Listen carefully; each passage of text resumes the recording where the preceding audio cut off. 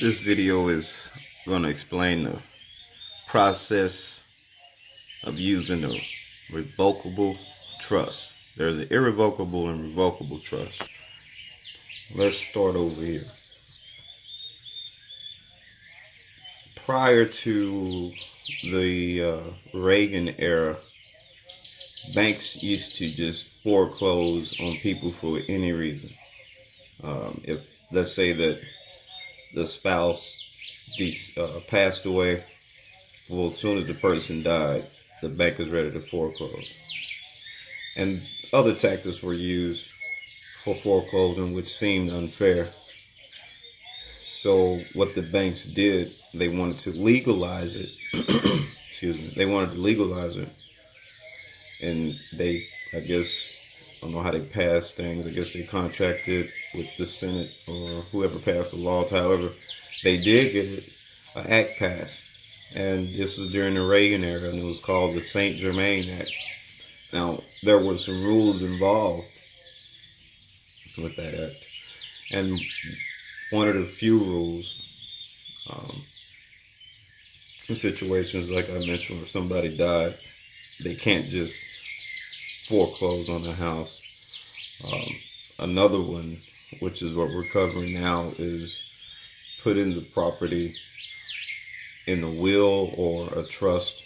I say will for example purposes, but the trust, for those who don't know what a trust is all about, compare it to a will as I go through this illustration. So they said that you cannot foreclose on a person who puts their property in a trust. Now, another example of a trust is, let's say that your aunt wanted to give you a Maserati, but she wanted you to do something first, maybe get married or finish college or high school. So she puts the Ferrari or the Maserati in a trust, and she establishes a trust. Now, the car would be called the corpus, or the assets of the trust. Your aunt would be the grantor, and there would be a lawyer, somebody that's trustworthy, that would be the trustee, and of course you would be the beneficiary. And this is how a trust works. So with that being said, before I go further, you can also look up the Illinois Land Trust, which is what I'm discussing, and Walt Disney. You see how he used it when he purchased the land for Disney World after he got, I don't want to say raped, but after he got pretty much bamboozled, hoodwinked in Disneyland in California. He didn't want to go through that again, so he purchased in a trust. So now, why do we want to use a trust in real estate as one of our tools or a strategy? As you know, there are going to be a lot of foreclosures coming up, and a lot of properties are going to have mortgages or loans attached to them. And as a savvy investor, you want to have access to take over these mortgages to build cash flow or your portfolio. Now, I am currently pre-licensed as a mortgage loan originator, just waiting for the exam to be official. But as I've learned recently from my studies, not all mortgages have due on sale or acceleration clauses. There are, I don't want to go over all the mortgage terms, but the alienation clause and acceleration clause are two different things, but not all mortgages have clauses. However, you want to protect yourself and to avoid taking a 20-hour course and studying to be a loan officer and all this other stuff. Just follow the St. Germain Act and establish your trust with your transactions. If you want to learn how to do that, we have to look at the deal first, because no deal is going to be the same. So using the St. Germain Act as your shield to avoid a due on sale clause, you want to use a revocable trust, which is the Illinois Land Trust. The Illinois Land Trust allows you to play several positions out of the three that are there. You have the grantor, the trustee, and the beneficiary. You can be the grantor and the beneficiary, and your LLC can be the trustee. So let's look at this scenario.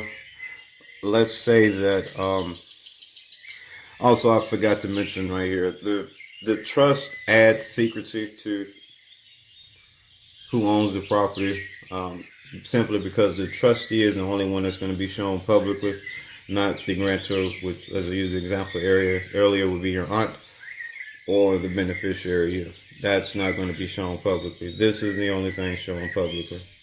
So now, let's say that you already have a property and you don't have anything protecting you. You're just owning it publicly. Someone can just Google the tax information to find your name. And if anything happens on their property, they probably can just sue you. All right. So now what you decide to do is establish a LLC. And the LLC can play the trustee in this scenario. And you also want to establish what we have here, a trust. This is your title, your deed. And in this scenario, we'll combine the deed with the trust and show what goes on in the trust. In this trust, it says if we put one property on there, we get this amount, etc., etc. Some of you guys know the rules of Monopoly. So now, as the grantor, you establish this and you put the deed into the trust, and it becomes a representative of the assets, the corpus, which is this. This is your apartment. So now your name disappears, and now all you have to do is plug in your LLC as a trustee. Now, this is not a video about trust, but you can establish an EIN number, bank account, all kind of things with your trust.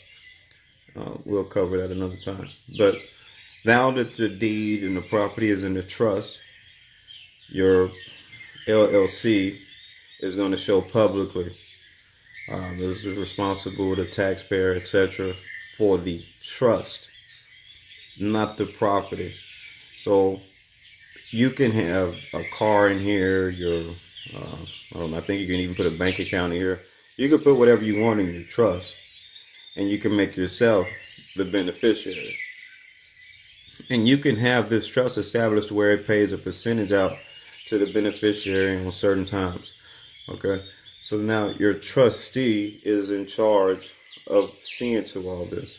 Usually a lawyer does this, but for taking over properties, set your LLC up and you as a beneficiary. No one sees this, they only see that. So if anything does happen on this property, they can only see the LLC and see what's attached to the LLC. This is just a simple explanation of how to avoid the due on sale clause and add protection to your properties governed by the St. Germain Act of the Reagan era.